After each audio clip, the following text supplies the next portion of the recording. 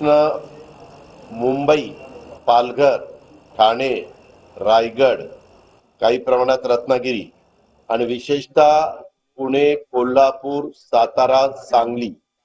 सांगलीला पाऊस कमी आहे, परंतु हे जे काही धरणातलं पाणी जातं, विशेषतः वारणेचं असेल, कोयनेचं असेल, कृष्णेचं असेल, तर त्याच्यातून हे पाणी पुढे जात असताना आपल्याला सगळ्यांनाच माहिती आहे की आता 2.5 लाखचा क्युसेसचा पाणी अलमट्टीमधनं सोडण्यात आलेलं आहे. आम्ही त्यांना विनंती केली की 3 लाखापर्यंत तुम्ही जावा, कारण वर पंचगंगा फुल भरून धोक्याच्या पातळीच्या वरनं चाललेली आहे. राधानगरी फुल भरलेलं आहे. तिकडचं दूधगंगा मात्र तिथं पाणी अजून आपण साठवू शकतो. वारणाची कॅपॅसिटी साधारण आपण 75% ठेवलेली, जेवढा येवा येतो तेवढा आपण सोडतोय. कोयनेची पण 75% पाणी ठेवलेलं आहे, जेवढा येवा येतोय तेवढा सोडतोय. सध्या 11,000 क्युसेसने कोयना सोडलेला आहे. आपल्या खडकवासल्याच्या बद्दल बोलायचं झालं तर पुण्यातनं वाहणारं खडकवासल्याचं ओव्हरफ्लोचं सगळं पाणी 35,000पर्यंत आपण गेलेलो होतो. आता आपण 15,000पर्यंत आलोय. परंतु सगळी माहिती घेता आत्ता वाजलेले आहेत 2:30.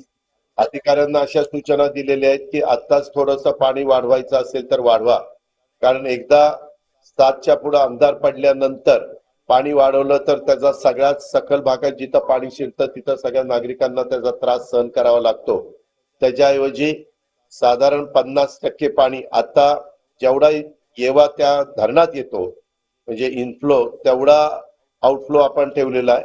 परंतु अजून आपण तो वाढवायला सांगितलाय, जेणेकरून 50% जरी धरण ठेवलं, रात्री जरा जास्त पाऊस झाला तर तेवढा पाणी साठा वाढवण्याची क्षमता धरणामध्ये असली पाहिजे. बरसगाव पानशेत, टेमघर इथं आपल्याकडे पाणी साठवण्याची क्षमता आहे, कारण 70% भरले. पवनामध्ये पाणी साठवण्याची शक्यता आपल्याला क्षमता आहे, कारण ते पण 70% भरलेले आहेत. सगळ्या धरणांचे जिथं कॅनॉल आहेत, म्हणजे Chas Kaman canal, Khadakwasla canal, Nira canal, Nira right bank canal, Nira left bank canal, ते सगळे सोडायला सांगितलेले आहेत. त्याचबरोबर टेंभू, ताकारी, म्हैसाळ, उरमोडी, जिहे, काठापूर, जनाई, शिरसाई, पुरंदर या सगळ्या उपसा सिंचन योजना चालू करायला सांगितलेल्या आहेत.